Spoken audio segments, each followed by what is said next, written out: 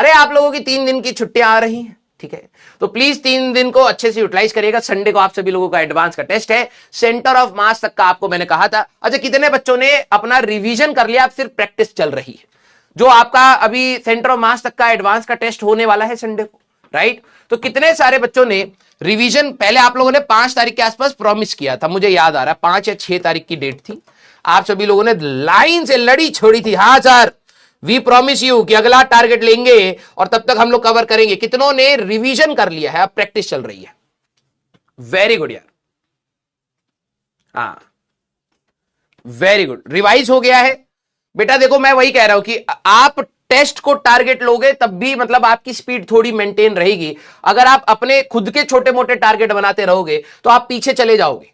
Revision complete हो चुका है, वेरी गुड, ठीक है, वेरी गुड। जिन लोगों ने नहीं किया है बेटा देख लो, ठीक है, यस। अब आप सभी लोग क्या करेंगे, अपने पीवाईक्यूज को सॉल्व करने की कोशिश करेंगे, ठीक है, और आराम से अपने टेस्ट को अटेम्प्ट करें। देखिए कि इस बार पिछले वाले के जेईई मेन से मैच नहीं करना है, पिछले वाले एडवांस से देखना है कि पिछले वाले एडवांस से लेके अभी तक में आप में कितना चेंज आया है, कितने और आप सवाल लगा सकते थे, कौन सी चीजें और सोची जा सकती थी, वो जरूर एनालाइज करना बेटा। अब जैसे जैसे चैप्टर कठिन होंगे, मैं आपको पहले बता रहा हूं कि अगला जैसे आपका एडवांस का टेस्ट आएगा तो उसमें रोटेशनल भी हो सकता है और फ्लूइड्स भी हो सकता है ना, क्योंकि रोटेशन एक चैप्टर कंप्लीट हो जाएगा तब तक, और मोस्ट प्रोबेबली फ्लूइड्स भी हमारा होगा, तो दोनों भारी चैप्टर है। अब दोनों भारी चैप्टर का जब एडवांस का पेपर आएगा तो आप ये एक्सपेक्टेशन लेके जा रहे हो कि नहीं भैया मैं तो फुल ही आऊंगा जैसे जेईई मेंस में मेरा टारगेट है, वैसा नहीं।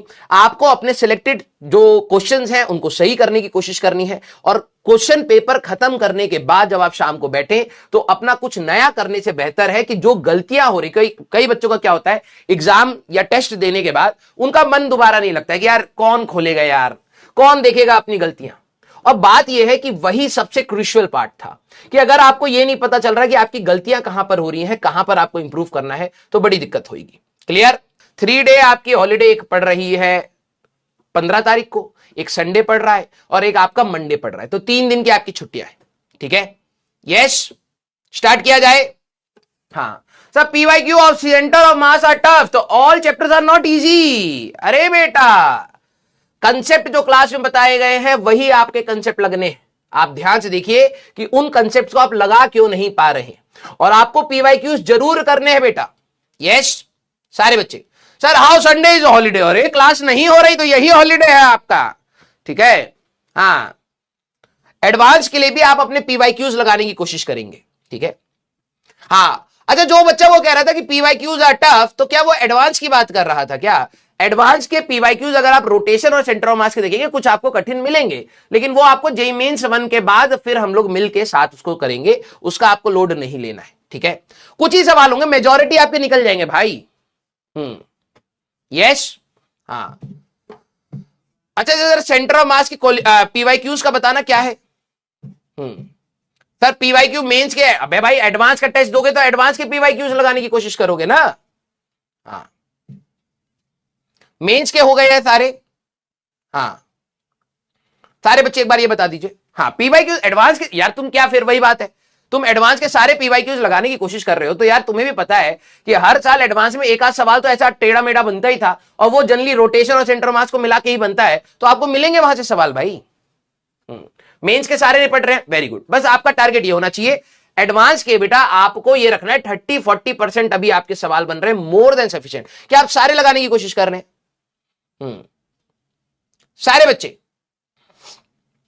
मेंस ऑल डन है, वेरी गुड, ठीक है। आपका वही मैं कह रहा हूं, देखो यही चीज है, आपके मेंस के सारे सवाल लग गए, वेरी गुड, ठीक है। एक बच्चे ने पीवाईक्यू ही नहीं करे, बेटा बैठे रहो अंधेरे में, ठीक है। अब आपके एडवांस के आपके 30-40% आपके सवाल अभी बनने चाहिए, और उन्हीं क्लास के कंसेप्ट से ही बनने चाहिए, तो आपको वहां पर समय लगेगा। अब देखो मेंस की तैयारी करते समय जब हमारी स्पीड होती है और एडवांस की जो स्पीड होती है, दोनों में डिफरेंस होता है। अभी आप एडवांस के सवालों में हो सकता है आपको 15-15, 20-20 मिनट लगे। मैं आपको एक रियलिटी बात बता रहा हूं, ध्यान से सुनिएगा। आपकी जो प्रैक्टिस करने का जो रूटीन है ना, उसमें जब आप एडवांस के सवाल लगाते हैं, आप में से कितने सारे ऐसे बच्चे हैं, सारे बच्चे थम्स अप करिएगा इस बात पर, जब आप एडवांस की पीवाईक्यूज लगा रहे हैं तो आप ये दिमाग से हटा देते हैं कि भाई इसमें टाइम मिलता है एग्जाम में। कितने सारे बच्चे, क्योंकि आप नॉर्मल रूटीन में पीवाईक्यूज लगा रहे हैं तो जेई मेंस के जब आप लगाएंगे तो आपके सवाल होते चले जाएंगे। आप उसी टाइम फ्रेम में अपने एडवांस को करने की भी कोशिश करते हैं। अगर मैं आपको जेई मेंस का ये सारा जितना भी लफड़ा है सारा हटा दूं और मैं आपको टाइम दूं कि भाई यही कंसेप्ट है, आराम से सोच, जरा हिट एंड ट्रायल लगा, कुछ नई चीजें सोच, कुछ नए इक्वेशंस बना, उनको सॉल्व करने की कोशिश कर। जब तू समय देगा ना एडवांस के सवाल में, तब तेरे को सवाल बनने स्टार्ट होंगे। तुम टाइम फ्रेम फिक्स कर दे रहे हो एडवांस के सवालों पे। यस, हाँ, प्रॉब्लम यहां आ रही है। तो आप उससे डिमोटिवेट मत होइए बेटा। क्लास में जितने कंसेप्ट बताए, इसके बाद कोई भी अपार्ट थ्योरी नहीं बची है कि जिससे अब आपके सवाल होने लग जाएंगे, ऐसा कुछ भी नहीं है। उसी थ्योरी को हमें यूटिलाइज करना है। यस, ये बात बिल्कुल सही है कि कुछ एडवांस के, मैं इसलिए कह रहा हूं 30-40% जो आपके होने चाहिए इजी एंड मीडियम टाइप के कैटेगरी के, वो आपके सारे निपट जाने चाहिए। कुछ सवाल आपके फॉर श्योर ऐसे रहेंगे जो टाइम डिमांडिंग है। वो आज की डेट में अगर आप करने लगोगे तो आपको 20-20, 25-25 मिनट लगेंगे उनको सॉल्व करने में। क्यों? क्योंकि आपने पहले उसके जैसे थॉट प्रोसेस नहीं बनाया है, वो नए थॉट प्रोसेस के सवाल है। तो इसीलिए मैं कह रहा हूं कि आप जेईई मेंस 1 तक अपने 30-40% एडवांस को कंप्लीट करके रखिएगा। क्यों? क्योंकि अगर आपका जेईई मेंस के अगर आपके पीवाईक्यूज हो रहे हैं, बहुत अच्छी बात है। फिर उसके बाद आपने 30-40% अपने एडवांस के वो पीवाईक्यूज निपटा लिए साइमल्टेनियसली जो आपको बाद में करने थे, लेकिन बाद का समय आप पूरा का पूरा उन क्वेश्चंस पे लगाएंगे जो टाइम डिमांडिंग है। जब आप एडवांस के पेपर में बैठते हैं बेटा, आपको हर सवाल पे अच्छा खासा टाइम मिलता है। अब प्रॉब्लम यह है कि क्या अगर आप वो टाइम अभी दे पा रहे हैं या नहीं दे पा रहे हैं, वो चीज का दिक्कत आती है। और ऑब्वियस सी बात है, आपको 3 चैप्टर्स को पढ़ना है जो साइमल्टेनियसली फिजिक्स, केमिस्ट्री, मैथ्स में चल रहे हैं। फिर उसके बाद आपका टाइम फ्रेम कम है, तो आप उन कम टाइम फ्रेम में सवाल को उतना पेशेंटली नहीं देख रहे हैं, दिक्कत वहां आती है। क्लियर?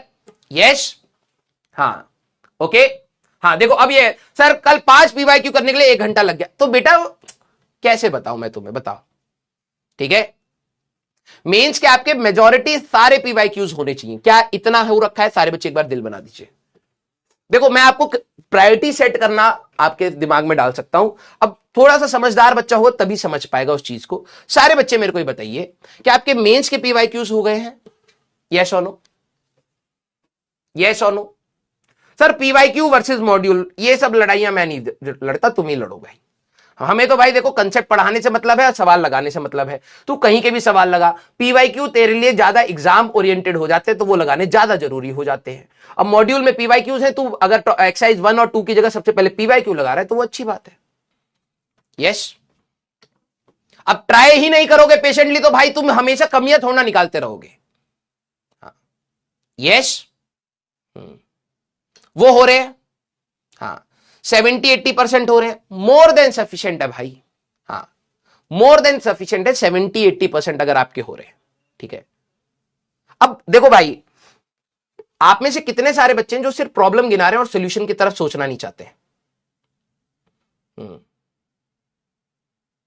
हाँ, किसी के पास बुक ही नहीं है, मॉड्यूल ही नहीं है। अब यार देखो, मैं तुम्हारी सारी प्रॉब्लम का सोल्यूशन कैसे निकालूं? थोड़े से बच्चे हैं मोमेंट ऑफ इनर्शिया तक डन, रोटेशन की बात नहीं कर रहा, सेंटर ऑफ मास की बात कर रहा हूं। अभी तो ये चैप्टर चल रहा है भाई। हाँ, यस, हाँ, वेरी गुड। 70-80% अगर आपके हो रहे हैं भाई, 10 सवाल में से अगर आप 8 सवाल 7 सवाल बना रहे हो, that's a very good sign, very good sign. तुम किसने बोला है कि सारे सवाल लग जाते हैं? बता भाई,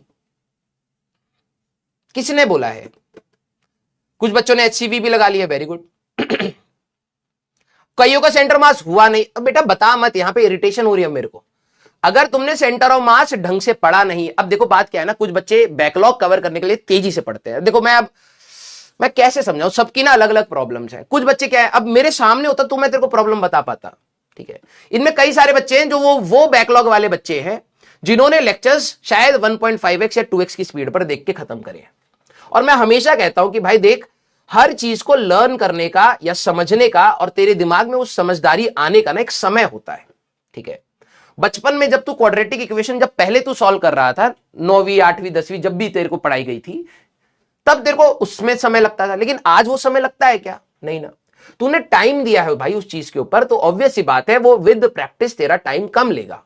ठीक है, अब बात यह है कि कई सारे बच्चों ने जिन्होंने बैकलॉग बना रखा था और स्पीड में लेक्चर देखे हैं, तो भाई तेरी लर्निंग कंपैरेटिवली कम होती है भाई। तू रिवाइज करते हुए जा रहा है लेक्चर्स को, तू लर्न नहीं कर रहा है। ठीक है, तो इसीलिए मैं कहता हूं कि भाई अगर आपका बैकलॉग है तो आप थोड़ा सा पेशेंटली देखिए कि भाई आप अपना टारगेट थोड़ा सा कम रखिए, क्योंकि अगर आप लेक्चर बहुत तेजी से निकाल रहे हैं, क्लास में तुम फॉलो ज्यादा कर रहे हो रेदर देन थिंकिंग का प्रोसेस है। हम लोग इसी लेक्चर को कराने के लिए मैं इतना टाइम क्यों ले रहा हूं, क्योंकि मैं चाहता हूं कि आप सोचना स्टार्ट करें। अब आप में से अगर आप बैकलॉग बनाकर आपने जल्दी जल्दी लेक्चर देखा है तो लर्निंग में टाइम लगेगा ना यार। अब फिर तुम टारगेट बनाते हो सारे सवाल हो जाने चाहिए, भाई अगर ऐसे ही होता तो भाई फिर वन शॉट से देख ले। समझ मेरी बात, ठीक है। सबकी लर्निंग कैपेसिटी अलग अलग होती है, ठीक है। अब जिन्होंने देखा ही नहीं है बेटा प्लीज आप वो तो कमेंट मत करिए, ठीक है। सर 2 साल के पीवाई क्यू एनएफ है क्या? अरे बाप रे बाप भाई, देखो मैं इसमें नहीं पढ़ूंगा, ठीक है। सर रिवीजन कैसे करें? सर पीवाई क्यू की शीट दे दीजिए। भाई पीवाई क्यू किताब खरीद ले यार, ठीक है। जिन्होंने अभी एडवांस के सवाल नहीं लगाए हैं, ठीक है, कोई दिक्कत वाली बात नहीं है। आप लोगों को ये चीज मेरे को समझाने में इतनी कठिनाइयां हो रही हैं कि भाई देख तेरा सबसे पहले जेई मेंस 1 है, ठीक है। तेरा सबसे पहले जेई मेंस 1 है। जेई मेंस के तेरे सारे पीवाईक्यूज होने चाहिए। सारे पीवाईक्यूज कहने का मतलब यह है कि तूने 70 अटेम्प्ट मारा हो।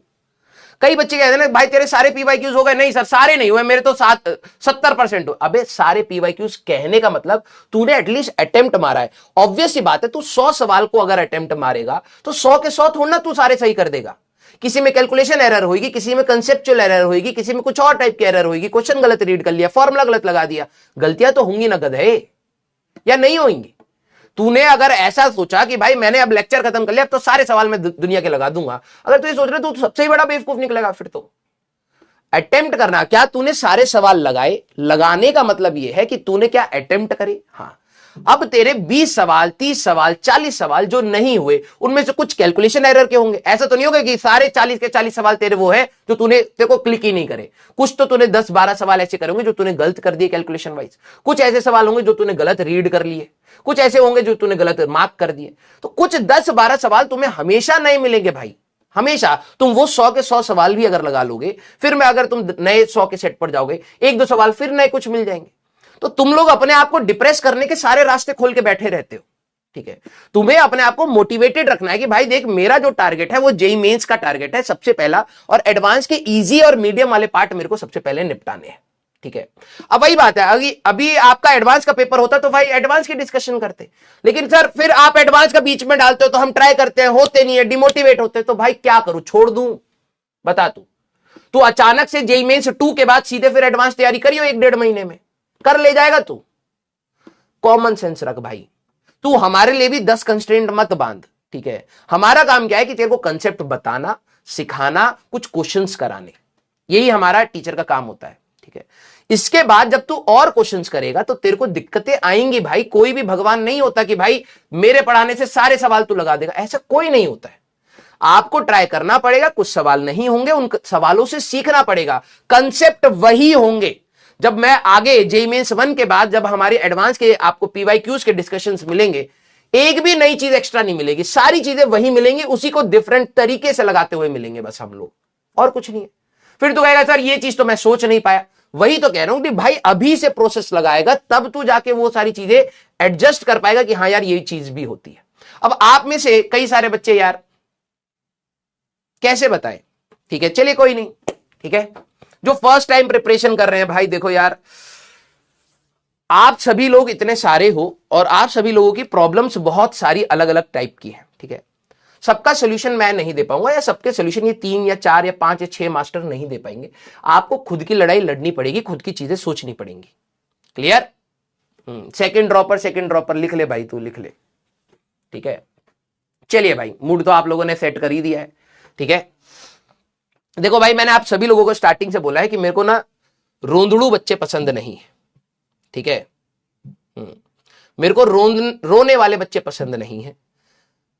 सब प्रॉब्लम है तो दुख तो होता है, प्रॉब्लम है तो दुख होता है, लेकिन सोल्यूशन भी तो ढूंढा जाता है, सोल्यूशन भी तो ढूंढा जाता है। बता भाई। यस, चलिए कोई नहीं, प्रोसेस में रहिए। देखिए एटलीस्ट इस चीज में ये पॉजिटिव चीज है कि एटलीस्ट यू आर ट्राइंग, ठीक है।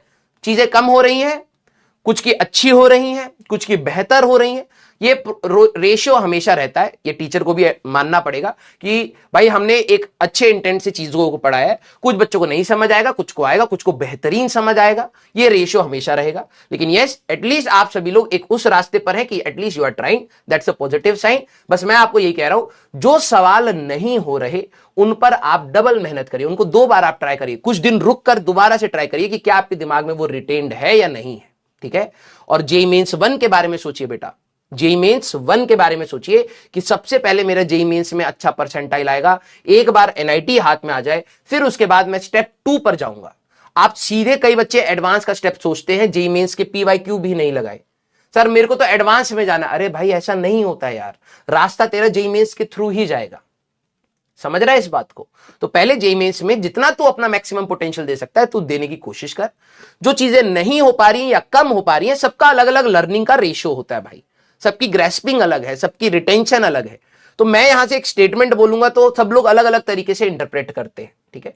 तो कोशिश कर, अच्छी डायरेक्शन में जा रहा है, यहीं से ही रास्ता मिलेगा, ठीक है। और ऐसा कुछ भी नहीं कि सर मेरे से सवाल नहीं हो रहे तो मैं क्या नया करूं, कुछ नया नहीं करना है, उन्हीं सवालों को दोबारा ट्राई करना है, देखना है कि क्लास में से वो कैसे उनको लगाना है। क्लियर? यस, स्टार्ट किया जाए। सर सेकंड ड्रॉपर के लिए बताइए। सेकंड ड्रॉपर के लिए कुछ नहीं बताना बेटा, तेरे को सिर्फ पढ़ाई करनी है। तू ना इतने साल से इसी उसमें है कि तेरे को कोई बताएगा तो तू करेगा। तू भाई 4 साल होने जा रहे हैं तेरे को, है ना। तेरे को जो पढ़ाया जा रहा है तू चुपचाप पढ़, तेरे को लग रहा है तेरी कैपेसिटी से बाहर है, छोड़ दे, क्योंकि तेरे को सिर्फ जेईई मेंस देना है ना। तो तू जितना पढ़ सकता है उतना पढ़, यही तेरे का है। अब कॉमन सेंस होता तो ये तू एडजस्ट खुद से करके समझ गया होता।